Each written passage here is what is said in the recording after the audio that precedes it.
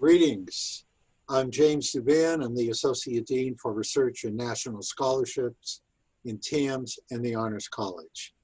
I did my undergraduate work at the University of Massachusetts at Amherst. I earned my PhD from Cornell University, and I arrived in Texas in 1977. Taught for 15 years at the University of Texas at Austin, and have been working with great pleasure at UNT for the past 27 years.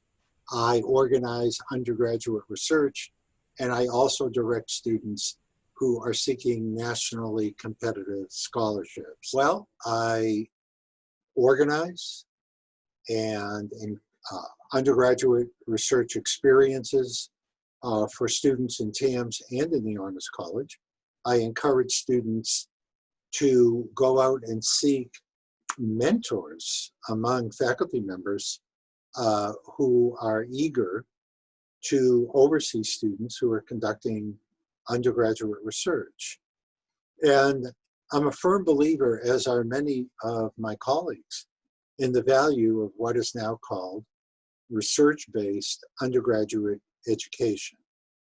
And basically, the difference between conducting research when somebody is an undergraduate and simply, though laudably, excelling in one's coursework is that in the coursework, you are learning what is already known, and that's a great thing. In research, you are on the frontier of contributing new knowledge to your field of study.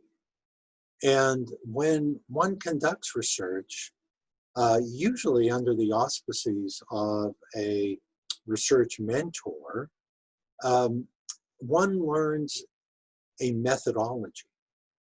And it's highly unusual to leave a textbook with a methodology.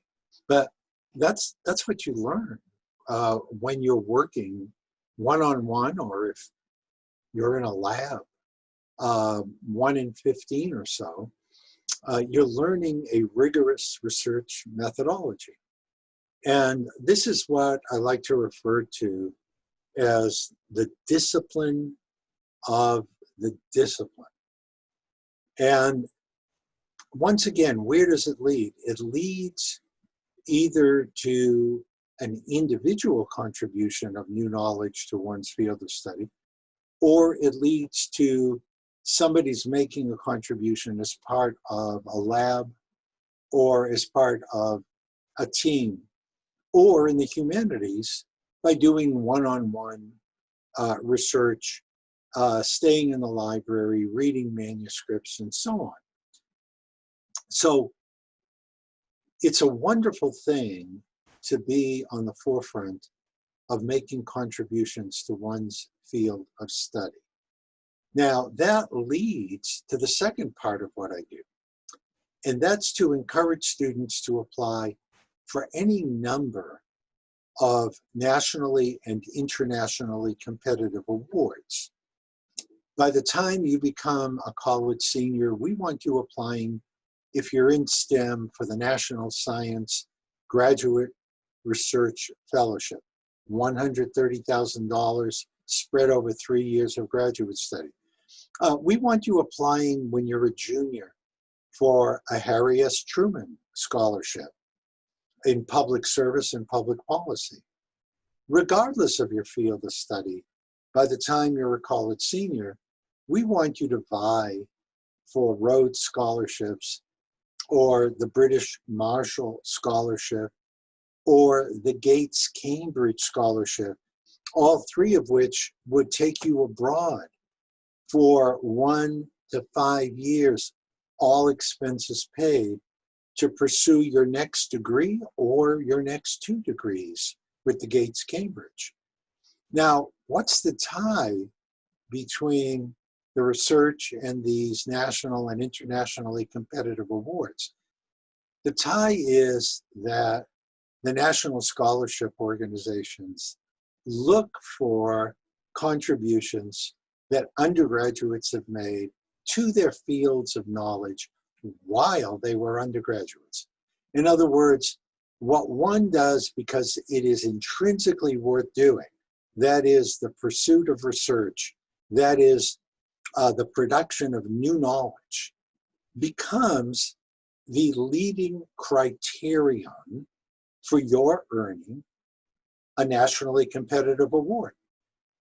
But it gets even better, my friends, because regardless of what happens on the national and international scholarship front, many of you will want to go to graduate school. And it turns out that almost every graduate school is able to offer full funding to the most attractive seniors who graduate the previous years. They are looking for seniors who, what constitutes somebody's being an attractive recruit? Well, in many ways, it comes down to research. Has this student, as an undergraduate, already demonstrated that he or she can do graduate level work? Well, what's graduate level work? Well, yes, on the one hand, it's intensive seminars and reading, but on the other hand, it's research. And if somebody has already conducted research as an undergraduate and has a faculty champion who's willing to say, my goodness, this undergraduate is doing what graduate students usually do, then the graduate school is far more likely to admit you with funding than not. Many students can get into graduate school who then have to struggle to pay the bills.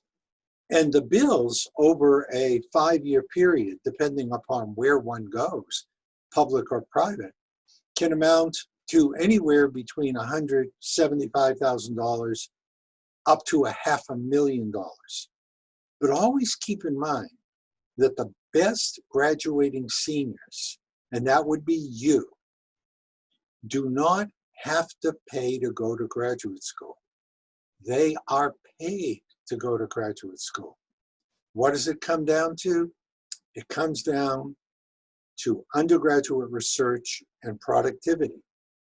So I hope to see many of you in my office discussing with me prospects for undergraduate research, and then down the road, it will be my pleasure to help you apply for these many awards that can assure that you either go abroad fully paid for your next academic degree, or that you get admitted to a U.S. graduate school, all expenses paid.